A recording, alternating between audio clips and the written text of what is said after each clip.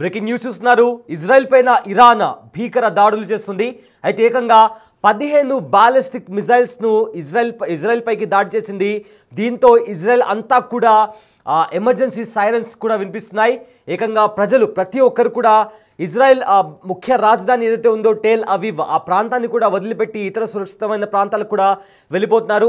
And also for the first time Jerusalem పైన కూడా దాడి జరిగింది. జెరూసలేం పైన కూడా బాంబులతో విచ్చుకోపడింది ఇరాన్. దీంతో ఇజ్రాయెల్ అంతా కూడా కంప్లీట్గా ఎమర్జెన్సీ సైరన్స్ ఎక్కడ చూసినా కూడా ప్రతి 5 నిమిషాలకు ఒకసారి ఎమర్జెన్సీ సైరన్ ఇజ్రాయెల్ అంతటా కూడా వినిపిస్తుంది.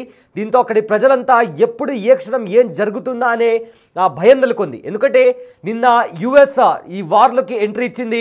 అప్పటి నుంచి కూడా ఎప్పుడైతే ఇరాన్లో ఉన్న న్యూక్లియర్ పాయింట్స్ పైన కూడా అటాక్ చేసినప్పటి నుంచి కూడా ఇరాన్ కోపంతో రగిలిపోతుంది. ఖచ్చితంగా తగిన గుణపాఠం తగిన బుద్ధి చెప్తాము, మా సైడ్ నుంచి కూడా ప్రతీకార దాడి ఖచ్చితంగా ఉంటుంది అంటూ కూడా ఇప్పటికే ఇరాన్ హెచ్చరించింది. అయితే హెచ్చరించిన తర్వాత గతంలో కూడా అంటే ఇది 10 రోజుల నుంచి గత 10 రోజుల నుంచి కూడా ఇజ్రాయెల్ ఇంకా ఇరాన్ మధ్య ఈ కాన్ఫ్లిక్ట్ కొనసాగుతుంది. అయితే ఇవాళ ఏకంగా 15 బాలిస్టిక్ మిసైల్స్ను ఇజ్రాయెల్ పైకి వదిలింది ఇరాన్. సో దీంతో అక్కడ చాలా వరకు కూడా ఎత్తైన భవనాలు కూడా ధ్వంసమయ్యాయి. అయితే కొత్తగా తయారు చేసిన బాలిస్టిక్ మిసైల్స్తో ఇజ్రాయెల్ పైన విరుచుకుపడింది ఇరాన్. అయితే అమెరికా దాడి చేసిన తర్వాత ఇరాన్ కంప్లీట్గా కూడా భారీ స్థాయిలో మిసైళ్లతో దాడికి దిగింది. అయితే యుఎస్ ఇంకా ఇజ్రాయెల్ వీళ్ళిద్దరు కూడా భారీ మూల్యం చెల్లించుకోక తప్పదని కూడా ఇప్పటికే ఇరాన్ సుప్రీం లీడర్ అయతుల్లా ఖమైనీ కూడా స్ట్రాంగ్ వార్నింగ్ ఇచ్చారు.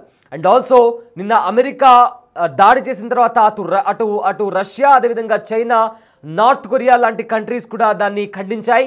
ఇది కంప్లీట్గా డెమోక్రసీ అంటే యుఎస్ డెమోక్రసీకి అగేన్స్ట్గా యుఎస్ ఇలాంటి దాడులు చేసింది, దీన్ని మేము ఖండిస్తున్నామంటూ కూడా రష్యా, అదేవిధంగా చైనా, నార్త్ కొరియా కూడా స్పందించాయి. అయితే ఇప్పటికే రష్యా ఫారిన్ మినిస్టర్తో ఇరాన్ ఫారిన్ మినిస్టర్ కూడా వెళ్ళి కలిశారు.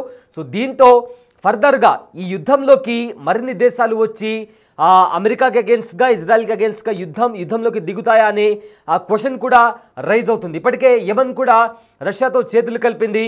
అయితే పాకిస్తాన్ మొన్నటి వరకు కూడా ఇరాన్కి అండగా పాకిస్తాన్ ఉంటుంది. ఒకవేళ అమెరికా దాడి చేస్తే ఖచ్చితంగా పాకిస్తాన్ ఇరాన్కి తోడుగా ఉంటుంది అనుకున్నారు. కానీ పాకిస్తాన్ మాత్రం అమెరికాతో చేతులు కలిపేసింది. కానీ నిన్న మాత్రం నామమాత్రంగా అమెరికా చేసిన దాడిని ఖండించింది. కానీ కంప్లీట్గా కూడా పాకిస్తాన్ అమెరికా ఆధీనంలోనే అంటే అమెరికా ఏం చెప్తే అదే చేసేలాగా కూడా కనిపిస్తుంది. ఎందుకంటే పాకిస్తాన్ ఆర్మీ చీఫ్ ఆసిమ్ మునీర్ కూడా వెళ్ళి అమెరికన్ ప్రెసిడెంట్తో వైట్ హౌస్లో లంచ్ కూడా చేశారు. అండ్ మిలిటరీ సపోర్ట్ కూడా పాకిస్తాన్కి అందిస్తామని కూడా ఇప్పటికే అమెరికా కూడా చెప్పింది. దీంతో ఇండియాతో ఒకవేళ ఏదైనా ప్రాబ్లం వచ్చినప్పుడు పాకిస్తాన్కి అమెరికా అండగా ఉంటుంది కాబట్టి సో దాని కారణంగా పాకిస్తాన్ అమెరికాతో చేతులు కలిపింది. అండ్ ఆల్సో ఇరాన్కి అగేన్స్ట్గా నిలబడిందని కూడా ఇప్పటికే చాలామంది కూడా పాకిస్తాన్ని కూడా విమర్శిస్తూ పోస్టులు కూడా చేశారు. ఏకంగా పాకిస్తాన్లో ఉండే ముస్లిం మత పెద్దలు కూడా పాకిస్తాన్ని నిందిస్తూ పాకిస్తాన్ని విమర్శలు కూడా చేశారు. సో ప్రజెంట్ ఈ కాన్ఫ్లిక్ట్ ఏదైతే ఉందో ఇజ్రాయెల్ ఇంకా ఇరాన్ మధ్య జరుగుతున్న కాన్ఫ్లిక్ట్ రోజు రోజుకు మరింత తీవ్రతరం అవుతుంది. సో దీంతో ఫర్దర్గా ఏం జరగబోతుందా అనేది కూడా ఒక తీవ్ర ఉత్కంఠ నెలకొంది.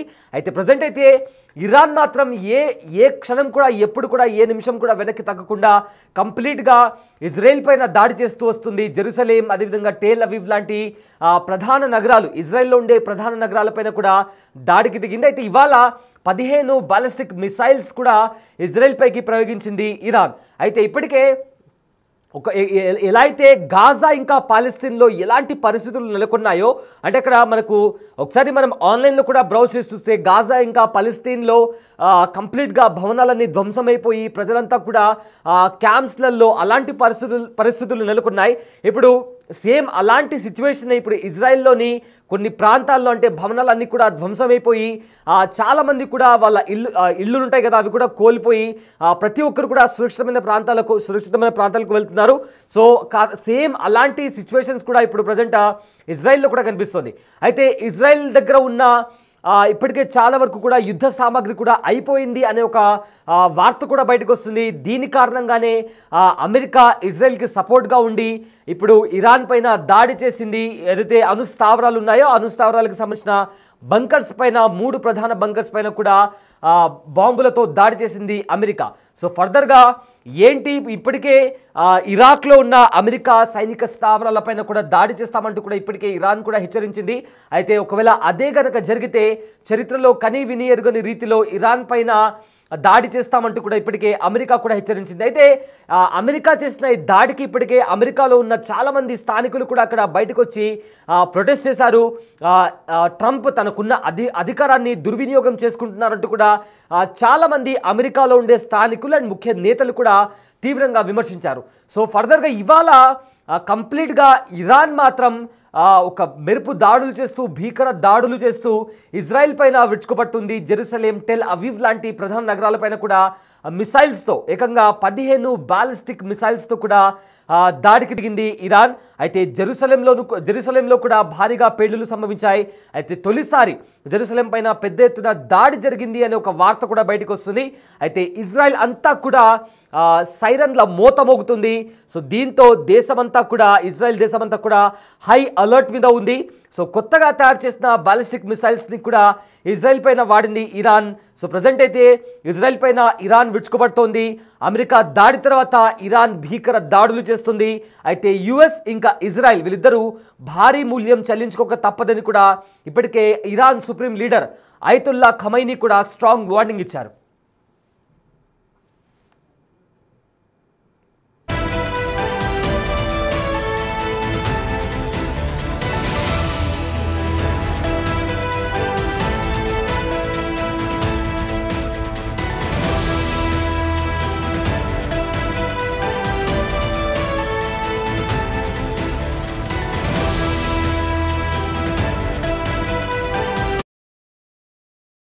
Jerusalem, Jane, we now have red alerts in Jerusalem. You can see the city bus has stopped.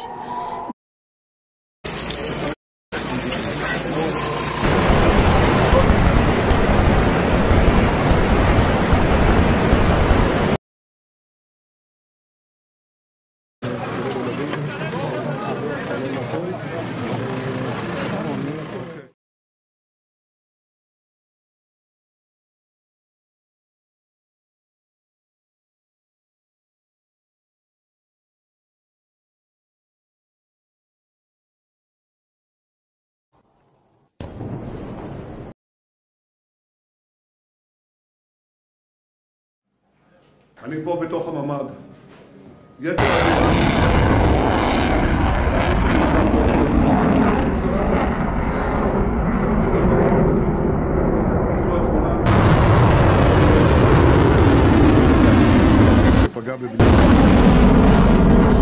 Israel ఇంకా ఇరాన్ మధ్య ఆ హై టెన్షన్ వాతావరణం ఇంకా మరింత ఎక్కువైంది. ఏదైతే యుద్ధ వాతావరణం కనిపిస్తుందో అది తారా స్థాయికి చేరుకుంది.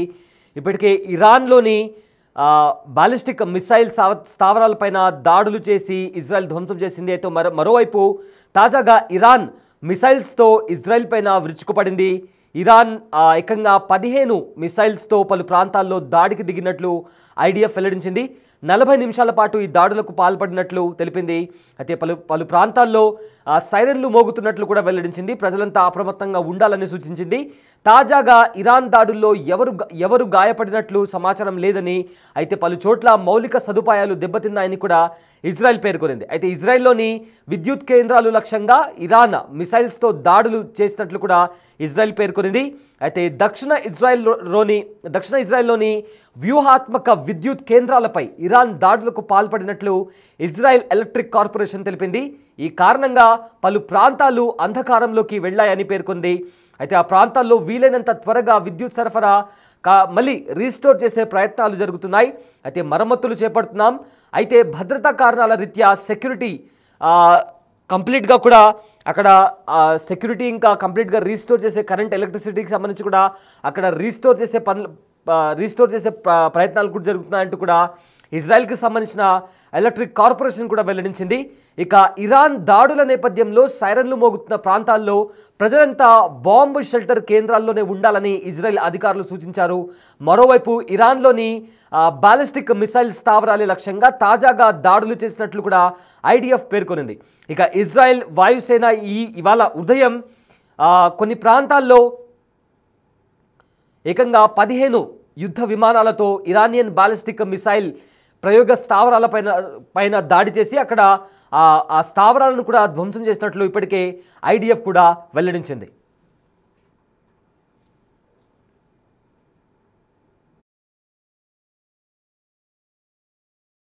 Sirens and the red alert.